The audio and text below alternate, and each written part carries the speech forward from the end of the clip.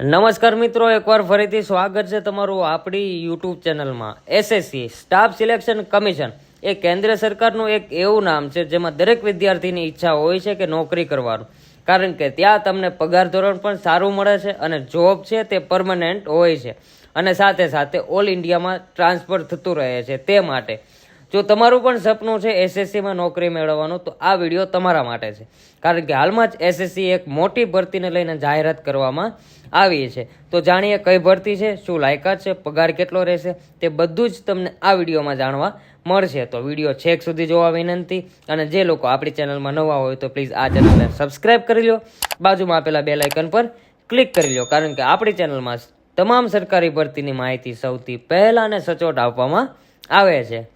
Video શરૂ કરીએ પહેલાં ખાસ સૂચના કે વિડીયોમાં આપેલી તમામ માહિતી શાંતિથી જોવી અને સમજવી, જેથી કરીને ફોર્મ ભરતા સમયે તમારે કોઈ પણ પ્રકારની સમસ્યાનો સામનો ના કરવો પડે. આગળ વાત કરીએ તો આ નોટિફિકેશન છે તે એસએસસી તરફથી બહાર પાડવામાં આવેલું છે. જેમાં પોસ્ટની વાત કરીએ તો પોસ્ટ રહેશે કમ્બાઇન્ડ ગ્રેજ્યુએટ લેવલ એટલે કે સીજીએલની પોસ્ટ રહેશે. નોકરીનું સ્થળ છે તે ઓલ ઇન્ડિયા રહેશે અને ફોર્મ ભરવાનું જે માધ્યમ છે એ તમારે ઓનલાઈન ફોર્મ ફિલઅપ કરવાનું રહેશે. તો હવે આપણે એક્ઝામ ફીઝની વાત કરી લઈએ. તો ફોર્મ ભરવાની જે ફી છે ઓપન, ઓબીસી અને ઈડબ્લ્યુએસ કેટેગરીના ઉમેદવાર માટે 100 રૂપિયા ચલણ રાખવામાં આવ્યું છે, જ્યારે SC, ST, PWD, x servicemen અને મહિલા માટે કોઈ પણ પ્રકારનું ચલણ રાખવામાં આવ્યું નથી અને આ જે પેમેન્ટ છે તમારે ઓનલાઈન ચૂકવવાનું રહેશે. હવે ઉંમર મર્યાદાની વાત કરીએ તો 18થી લઈને 27 વર્ષ સુધીના ઉમેદવાર ફોર્મ ભરી શકે છે, જેમાં ઉંમરમાં છૂટછાટ જોઈએ તો એસસી એસટી માટે 5 વર્ષ અને ઓબીસી માટે 3 વર્ષની છૂટ રાખવામાં આવેલી છે. હવે આપણે જાણીએ કે આ ભરતીમાં સિલેક્શન કેવી રીતે કરવામાં આવે છે. તો આ ભરતીમાં કોમ્પ્યુટર આધારિત પરીક્ષા લેવામાં આવે છે. જે પરીક્ષા છે તે 2 ટાયરમાં એટલે કે 2 વિભાગમાં લેવામાં આવે છે. જેમાં આપણે પહેલા વિભાગની વાત કરીએ તો આ પરીક્ષામાં છે તે ઓબ્જેક્ટિવ પ્રશ્ન પૂછવામાં આવે છે, જેમાં પ્રશ્નો છે તે ઇંગ્લિશ અને હિન્દી એમ 2 ભાષામાં પૂછવામાં આવે છે અને દરેક ખોટા જવાબ પર 0.50 માર્ક છે તે માઇનસ કરવામાં આવે છે. જેમાં આપણે વિષયની વાત કરીએ તો જનરલ ઇન્ટેલિજન્સ એન્ડ રિઝનિંગ જે આવે છે તેના 25 પ્રશ્ન અને 50 માર્ક રહેશે, એટલે કે એક પ્રશ્નના 2 માર્ક. એમાં જનરલ અવેરનેસ જેમાં 25 પ્રશ્ન 50 માર્ક, ક્વોન્ટિટેટિવ એપ્ટિટ્યૂડ જે આવે છે તેના 25 પ્રશ્ન 50 માર્ક, ઇંગ્લિશ કમ્પેરિઝનના 25 પ્રશ્ન અને 50 માર્ક, એમ ટોટલ 100 પ્રશ્ન પૂછવામાં આવશે, 200 માર્ક રહેશે અને 1 કલાકનો તમને સમય આપવામાં આવશે. હવે આપણે બીજા વિભાગની વાત કરીએ તો પહેલા વિભાગમાં જે વિદ્યાર્થીઓ પાસ થાય છે તે જ વિદ્યાર્થીઓને સેકન્ડ ટાયરમાં બોલાવવામાં આવે છે. જેમાં વાત કરીએ તો બીજી પરીક્ષામાં 2 પેપર લેવામાં આવશે, જેમાં પહેલું પેપર છે તે બધા ઉમેદવારે આપવાનું રહેશે.